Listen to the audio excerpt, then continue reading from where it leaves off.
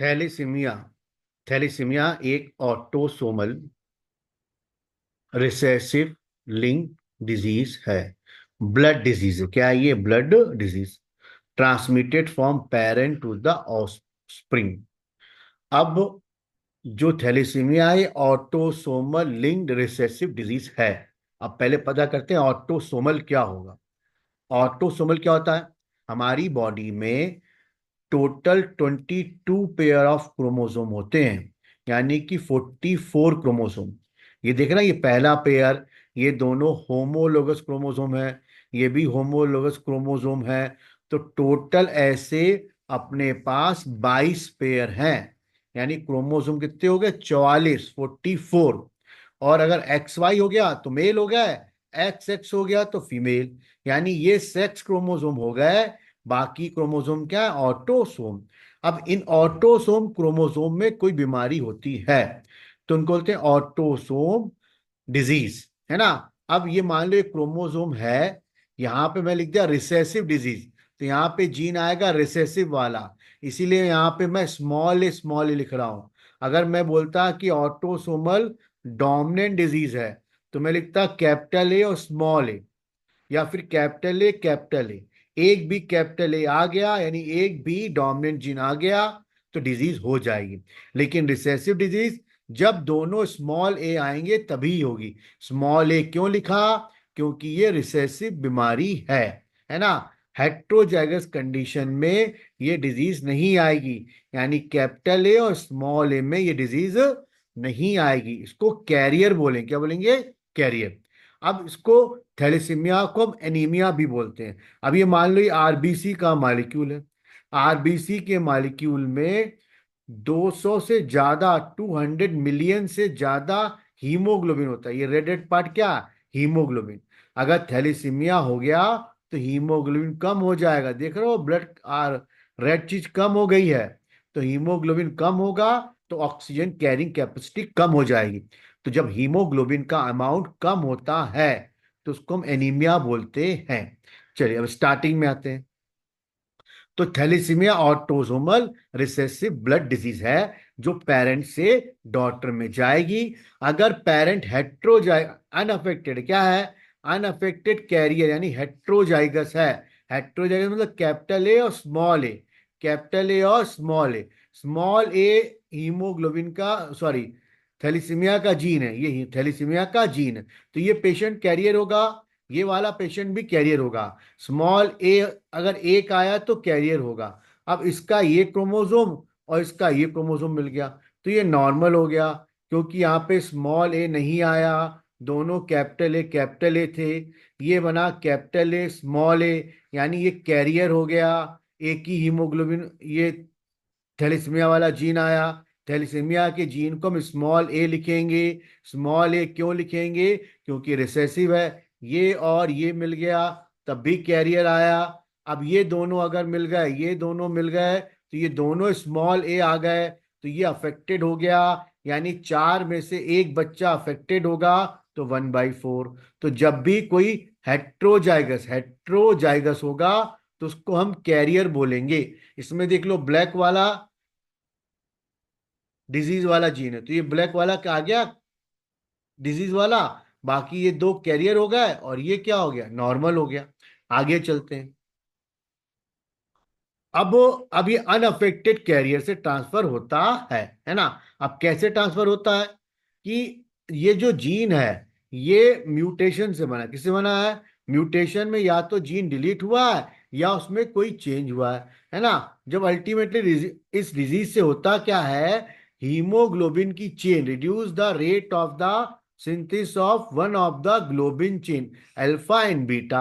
अब इसको समझिए, हीमोग्लोबिन जो होता है उसमें दो चेन अल्फा की होती है, अल्फा 1 अल्फा 2, बीटा 1 बीटा 2।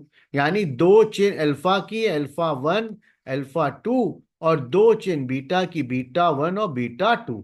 मैंने आपको क्या बताया? आरबीसी में 200 मिलियन से ज्यादा हीमोग्लोबिन के मॉलिक्यूल हैं। डायग्राम में देखो इधर हीमोग्लोबिन के मॉलिक्यूल हैं। अब ये हीमोग्लोबिन अगर कम हो गया तो ये एनीमिया दिखाएगा। क्या दिखाएगा? ये एनीमिया। भरा पड़ा है तो नॉर्मल। अब इस हीमोग्लोबिन में दो अल्फा की चेन है, एक दो, दो बीटा की चेन, एक और दो। एक अल्फा की चेन दो ऑक्सीजन एटम को कैरी करती है। तो दो एटम ये, दो एटम ये, दो ये, दो ये, तो टोटल कितने हो गए? 8 हो गए। यानी कि दो मॉलिक्यूल ऑक्सीजन के कैरी होते हैं। तो टोटल 8 ऑक्सीजन के एटम कैरी होंगे। यानी एक अल्फा चेन गई तो दो ऑक्सीजन के एटम कैरी नहीं हो पाएंगे। इसीलिए बोलते हैं this cause the formation of abnormal haemoglobin chain, जिससे एनीमिया होगा। क्लियर हो गई बात? यानी ये अल्फा बीटा चेन के बनने ना बनने पर थैलेसीमिया होता है। अगले पेज पे आइए। जो थैलेसीमिया है, जो क्या है? थैलेसीमिया है ये on the basis of haemoglobin chain molecule, है ना। ये क्लासिफाई करके रखा गया है कितनी चेन बनेगी। अब अगर अल्फा चेन नहीं बनेगी तो अल्फा थैलेसीमिया बोलेंगे, और बीटा चेन नहीं बनेगी तो बीटा थे। While in beta thalassemia production of the beta globin chain is affected. Alpha thalassemia में अल्फा ग्लोबिन चेन अफेक्टेड हो जाएगी। देखो इधर पॉइंट मैंने लिखे, अल्फा थैलेसीमिया में अल्फा ग्लोबिन चेन अफेक्टेड होगी यानी कि नहीं बनेगी। अल्फा थैलेसीमिया की इंफॉर्मेशन क्रोमोसोम नंबर 16 पे पाई जाती है। इसके टोटल 4 जीन है, HbA1 HbA2। एक ये हो गया, एक ये हो गया, ये हो गया, ये हो गया। यानी दो जीन, ये अल्फा 1 बनाएगा, ये अल्फा 2 बनाएगा।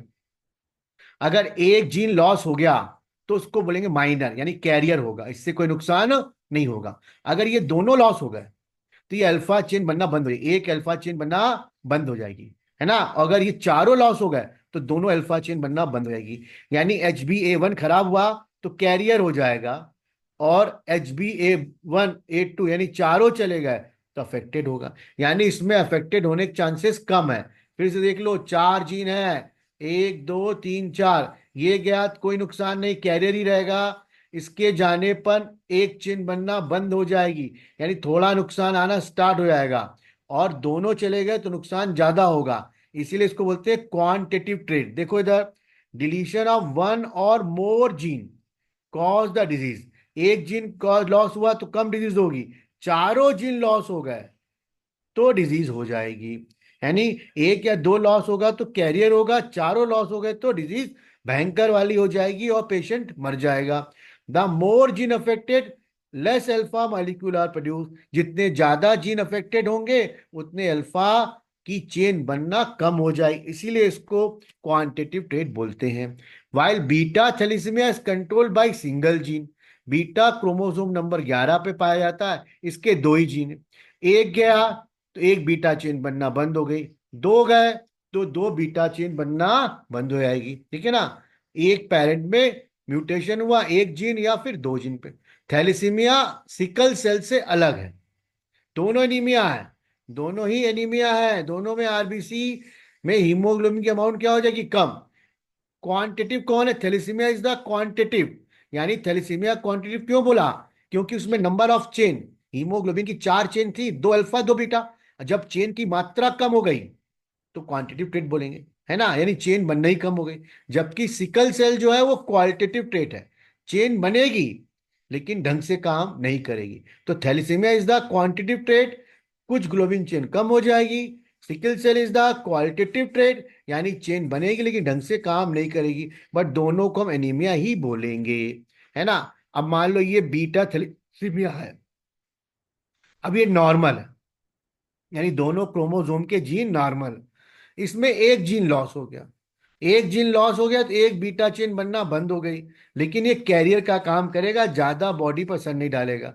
अगर दोनों जीन लॉस हो गए तो दोनों बीटा चेन बन जाएगी, बनना बंद हो जाएगी, तो ये सीवियर एनीमिया हो जाएगा। इसीलिए बोलते थैलेसीमिया इस कंडीशन में एक्सप्रेस होगा, इस कंडीशन में कैरियर ही रहेगा।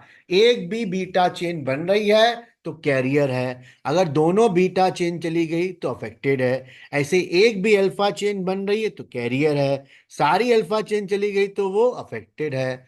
आपको वीडियो कैसा लगा अवश्य बताएं।